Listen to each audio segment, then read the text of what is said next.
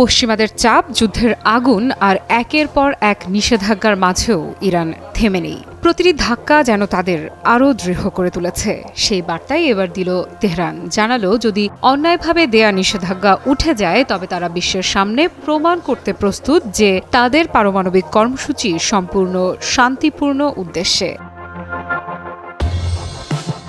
18 August সকালে এক সংবাদ সম্মেলনে ইরানের পররাষ্ট্র মন্ত্রণালয়ের মুখপাত্র ইসমাইল বাঘাই বলেন, আমরা ইতোমধ্যেই অতীতে বহুবার দেখিয়েছি শান্তির স্বার্থে আমরা সীমাবদ্ধতা মেনে নিতে রাজি, কিন্তু অন্যায় শর্ত আমাদের জনগণের ওপর চাপিয়ে দেয়া হলে তা আমরা কখনোই মেনে নেব না।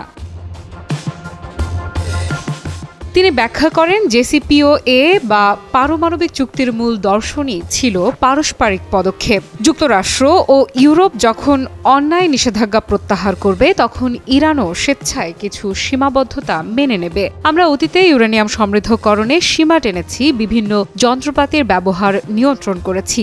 এসবই শান্তিপূর্ণ অভিপ্রায় প্রমাণের অংশ। তাই আবারও যদি এমন কিছু পদক্ষেপ নিতে হয় সেটা কোনো নতুন বিষয় নয়। তবে ইরানের বার্তা এবার আরও পরিষ্কার, শর্ত একটাই, নিষেধাজ্ঞা আগে উঠতে হবে।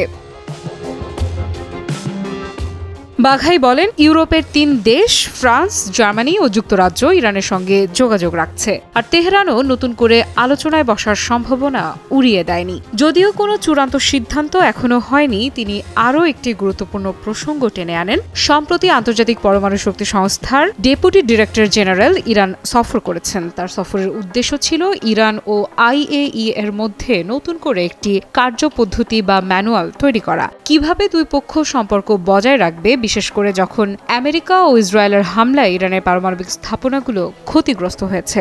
বাঘাই বলেন, আগে কোনো দেশের শান্তিপূর্ণ পারমাণবিক স্থাপনায় হামলা চালানো হয়নি। আমাদের স্থাপনাগুলোতে বোমা বর্ষণ হয়েছে, ক্ষতি হয়েছে। তারপর IAEA এর পরিদর্শকেরা সেখানে গেছেন। এ পরিস্থিতি একেবারেই নজিরবিহীন। ফলে নিরাপত্তা ও সুরক্ষা দুটো বিষয়ই অত্যন্ত গুরুত্বপূর্ণ হয়ে উঠেছে। তার ভাষায়, গত সপ্তাহে আলোচনা শুরু হয়েছে এবং আগামী কয়েকদিনের মধ্যে ইরান ও IAEA এর মধ্যে আরেক দফা বৈঠক হওয়ার সম্ভাবনা রয়েছে। ওদের স্বপ্ন পূরণে পাশে থাকতে পেরে আমরা গর্বিত,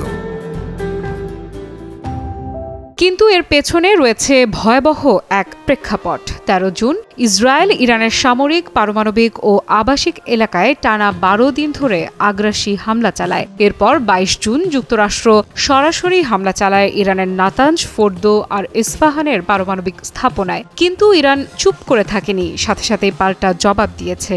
IRGCর অ্যারোস্পেস ফোর্স চালায় ভয়ঙ্কর অপারেশন ট্রু প্রমিস 3। 22 দফা ক্ষেপণাস্ত্র হামলা চালানো হয় ইসরায়েলের দখলকৃত শহরগুলোতে, যার ফলে শত্রুপক্ষের ব্যাপক ক্ষতি হয়। শুধু তাই নয়, মার্কিন হামলার জবাবেও ইরান পিছু হটেনি। কাতারের আল উদেইদ ঘাঁটিতে, যা পশ্চিম এশিয়ায় আমেরিকার সবচেয়ে বড় সামরিক ঘাঁটি, একযোগে ক্ষেপণাস্ত্র নিক্ষেপ করে ইরান। অবশেষে 24 জুন থেকে কার্যকর হওয়া যুদ্ধবিরতিতে সংঘাত থেমে যায়। কিন্তু ইরান প্রমাণ করেছে তারা শুধু আত্মরক্ষায় নয়, প্রতিরোধে সক্ষম এবং শত্রুর আগ্রাসনের জবাব দিতে প্রস্তুত।